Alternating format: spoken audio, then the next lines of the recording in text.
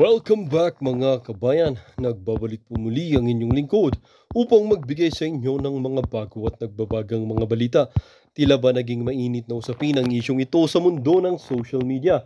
Nagulat ang publiko matapos ibulgar sa Supreme Court ang umano'y budol projects ni Presidente Kuting. Sa isang eksklusibong ulat, inilabas na sa publiko ang mga dokumentong nagsisiwalat ng umano'y ghost budgets na naglalaman ng bilyong-bilyong piso, halaga ng pondo na hindi malinaw kung saan ginamit. Ayon sa mga ulat, may mga proyekto na pinaglaanan ng pondo ngunit hindi natuloy o kaya hindi natapos, ngunit ang mga gastusin ay naitala na naaprubahan pa rin. Ito ay nagdulot ng matinding kontrobersya at hinanakit mula sa mga mamamayan na matagal nang naghahanap ng sagot ukol sa mga nawawalang pondo ng gobyerno. Nagpahayag ng pagkadismaya ang ilang senador at kongresista at humiling ng agarang investigasyon upang malaman ang punot dulo ng nasabing anomalya. Hindi tayo papayag na ang pera ng bayan ay masasayang lamang sa mga proyektong hindi naman natutupad, ani ng isang senador. Dapat managot ang nasa likod nito.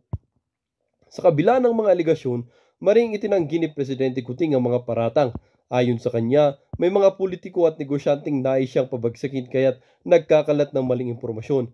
Walang katotohanan ng mga aligasyon na ito. Ang administrasyon ko ay nagtatrabaho ng tapat at para sa kapakanan ng mga Pilipino, ani ng Pangulo sa isang press conference. Sa gitna ng kontrobersya, umaasa ang mga mamamayan na magkakaroon ng linaw ang isyong ito at mapanagot or maipapanagot ang mga tunay na may sala. Patuloy ang pag-monitor ng publiko sa mga susunod na hakbang ng gobyerno at ng Supreme Court upang masiguro na ang hustisya ay mananaig at ang pondo ng bayan ay magagamit sa tama at makabuluhang mga proyekto. Hinihikayat ang lahat ng mamamayan na maging mapanuri at aktibong makibahagi sa mga usaping may kinalaman sa pondo ng bayan. Ang katotohanan ay mahalaga upang mapanatili ang tiwalang tao sa kanilang mga pinuno at sa buong sistema ng pamahalaan. Well, para nga sa buong impormasyon ay panoorin na lamang ang buong video. At kung bago ka pa lamang sa aking channel, huwag kakalimutan mag-subscribe, pindutin ang notification bell at piliin ang all upang laging maging updated sa mga bago at nagbabagang mga balita. At sa mga solid viewers naman natin dyan, maraming viewers naman natin dyan. Maraming salamat naman po sa patuloy na pagtangkilik sa ating channel.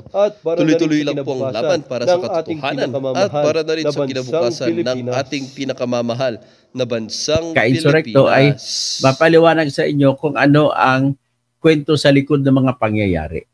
Okay? So, tumatawag ngayon si Ka-Insurrecto sa akin, hindi ko masagot dahil nagla-live ako. So anyway, somebody must tell him ngayon, nagla-live ako.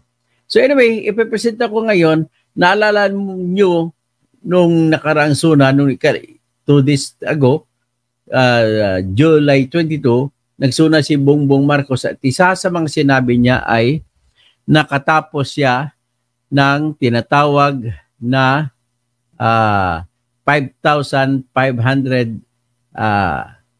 projects ng flood control projects. So kinabukasan, bumaha. Anong ibig sabihin nun? Pwede sabihin na si Bongbong pabaya.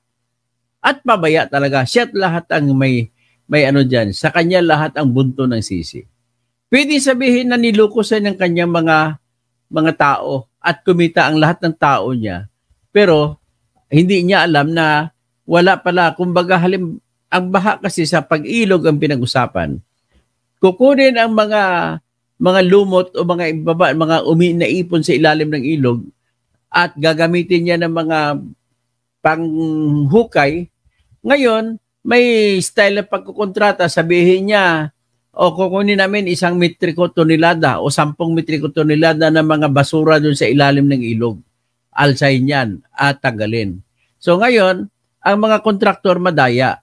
Imbes na 10 metriko tonelada ang kontrata nakasulat, kukunin nila 2 lang. So sino ba naman ang auditor, sinong engineer na mag-inspection yan? Wala. 'Di ba? O may ngagat panapon sa mga latang mga kabalin ko kasi kayo nakasentro sa buong Pilipinas.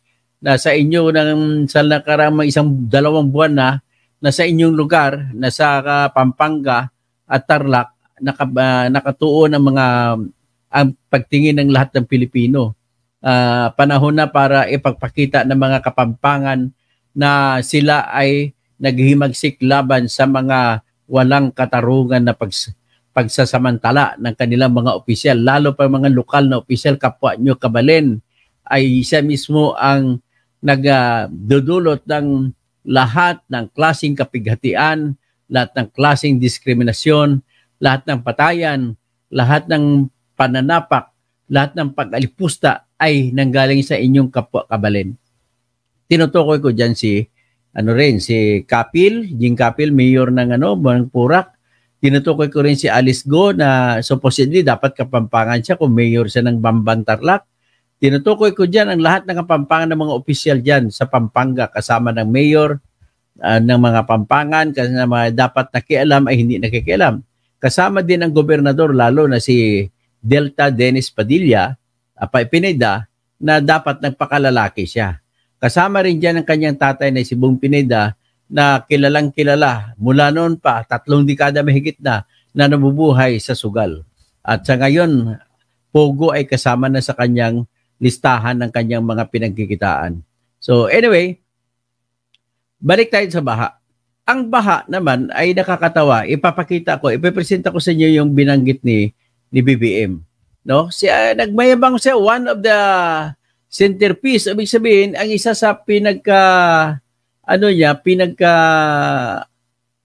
pinagbubunyi niya, pinagmamayabang niya na kanyang achievement sa kanyang pagiging presidente ay yung baha daw, na aresto niya ng baha. Pero hindi ko alam kung anong ibig sabihin niya nun.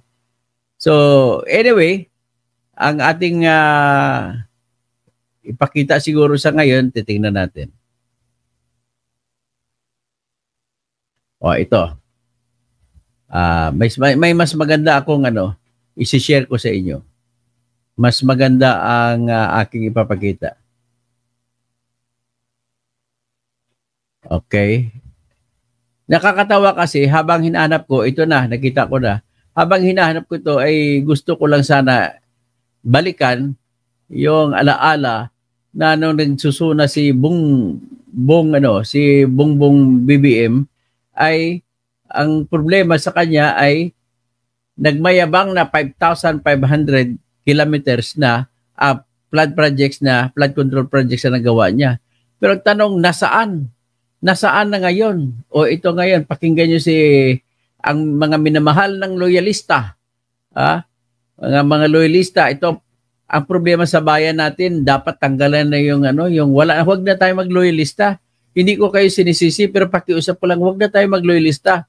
Kahit sa akin, huwag kayo magloyalista. Kasi ang problema nito, pag nakagawa ko ng kasalanan, ay hindi nyo na ako iwanan. Kahit na may kasalanan ako, ay pinaglalaban pa niyo ako. Nakapangit sa lahat ng sitwasyon, yung ipakipaglaban mo yung kakampi na nagkakamali.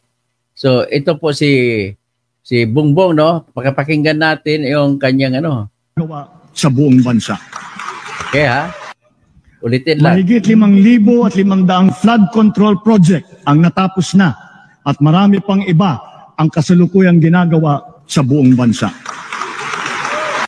Ano masasabi ni Sir Mamsi dito? Flood control project ang natapos na at marami pang iba ang kasalukuyang ginagawa sa buong bansa.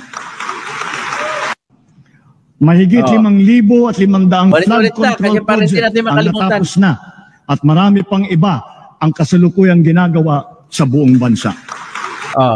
Ano masasabi niya kay BBM? Wala naman ako. Iyan, katotohanan yan. Hindi na natin magkipag-argumento pa. Let the photo, the flood speak for themselves. Iyan ang katotohanan na walang nagawa si BBM ninyo. Okay? Sa in-fairness naman kay Duterte, sa panahon ni Duterte, ikaw bali, may baha ba sa panahon ni Duterte na ganito kalaki? Wala. Wala ko nalala. Sa panahon ni Noynoy, may baha. In fairness naman kay Bongbong, sa panahon ni Noynoy, may Yolanda. That was the first time I saw that the hospital that was popular as a UARM, rather, Bisaya, kasi pag-English ko UARM was flooded. At may mga pasyente doon, may mga patay pa sa morgue na nilutang ng baha.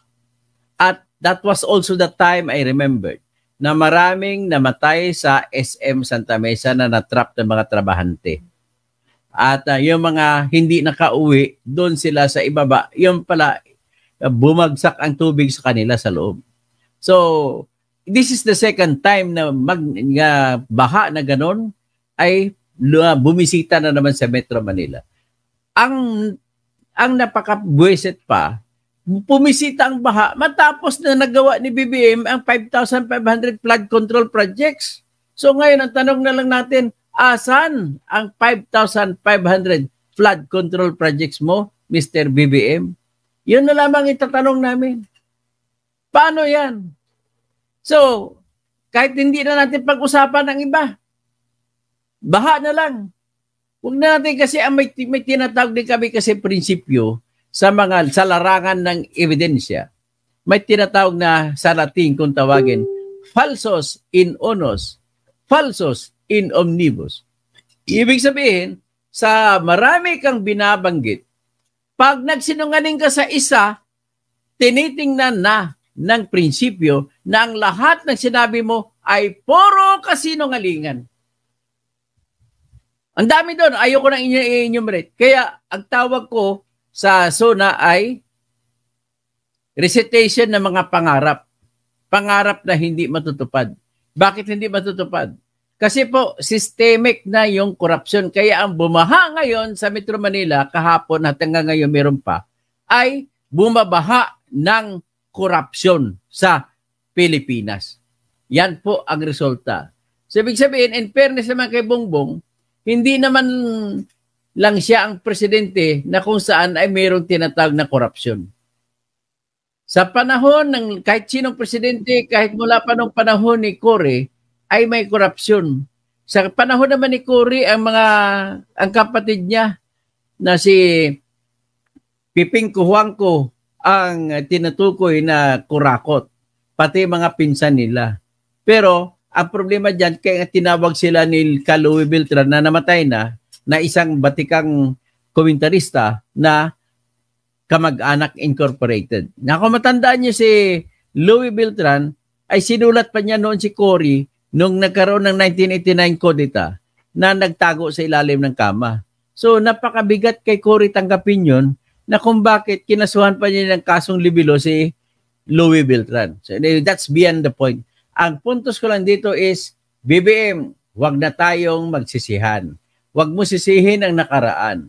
Ang tingnan mo kung ang iyong gawa ba ngayon, dapat ka bang magsisi? Dapat ka bang magtanong kung lahat ng mga pinirmahan niyo, pinalabas niyong pundo para sa flood control projects ay na-control ba o na-flood? Dalawang bagay lagi, kung ang flood control projects no, ang pera ay na-control o na-flood. Yun. Pero malamang dito, na-control. Na-control papunta sa bulsa ng mga kontraktor. So, ano pang ibang mga prueba? Dami natin mga baha kahapon. Huwag na natin pag-usapan yung yung video na ko kasi sabi nila ni Ginoong Abalos at saka ni Ginoong Jaime Santiago na direktor ng NBI ay huhulihin daw nila yung nag-upload. Ay, naku. Ang labo naman yun, pati pag-upload. Pati ako nga, nag-content nun, hulihin nyo ako, titingnan natin kung mahuli nyo ako. Ang una-una, si Bongbong Marcos lamang ang may karapatan magreklamo, hindi kayo. Okay? Tama yan, di ba? Ngayon, kung hindi nagreklamo si Bongbong Marcos, sino kayo na NBI, police, nagsama-sama pa kayo? Pati DOJ, nagsama-sama pa kayo? Bihirang-bihira lang yung kaso, nagsama kayo. Hindi ba kaya ng NBI? Hindi ba kaya ng pulis lang? Hindi ba kaya ng DOJ lang? Nagsama-sama pa kayo tapos kabubuhan pag ginawa ninyo, pati DILG, pati si kaibigan kong Binharabalos. Naku, lumalabas na mga bubo kayo, pakiusap lang, huwag nyo nang gawin yan. Hayaan nyo si Bongbong magdesisyon kung magreklamo siya o hindi. Bakit kayo overreactive? Tapos ang unang ebidensya ninyo dyan ay tainga, magkaiba tainga. Well, marami po ako na nabasa na mga literatura na yung hugis sa ating mga tainga ay nagbabago kapag ikaw tumanda na. Ang mukha mo, nagbabago. Bata ka pa, mataba. Parang ang pugi-pugi mo. Pag tumanda ka, kumukulubot na. Ganun ang ibig sabihin nun. Lalo pa kung nakakokain ka, lulubog ang iyong pisngi. Ganun na kasimple lang yun. Magbabago ang iyong ilong, maging Pinocchio. O, ganun lang kasimple lang yun. Huwag na natin pag-usapan yan. Represent na tayo dito sa baha. Nais ko lang babanggitin yung binanggit ng aking kamag-anak na taga Barili, Cebu, na si Miss Melanie Kausing. Kausin pala. Yung mga kamag-anak ko sa Cebu na Kausing ay walang G yung apelido nila. Mga taga Barili ito. Sabi niya, 20 million na pagkain, budget para sa SONA. Napakasarap kayo dyan. Tapos kinabukasan bumaha. Oh. Well, dito nga nagtatapos ang bidyong ito. Kayo naman po ang aking tatanungin mga kabayan. Ano naman po ang inyong mga reaksyon sa balitang ito? Ang ating comment section ay bukas para sa inyong mga samot-saming reaksyon at komento. Lagi niyo pong tatandaan na bilang isang mamamayan ng bansang Pilipinas at bilang isang butante at bilang isang matapat na mamamayan na nagbabayad ng buwis dito sa bansang ito ay kailangan din natin magsalita at mag-react. Huwag kakalimutan, do not let your thoughts left unspoken. As citizen of this country, your thoughts matters. Muli po, kung bago ka pa lamang sa aking channel, huwag kakalimutang mag-subscribe at pindutin ang notification bell upang laging maging updated sa mga bago at nagbabagang mga balita. Huwag din kakalimutang mag-iwan ng like at i-share ang bidyong ito upang ang inyong pamilya, kaibigan at kakilala ay maging aware din sila sa kung anong nangyayari sa ating pinakamamahal na bansang Pilipinas.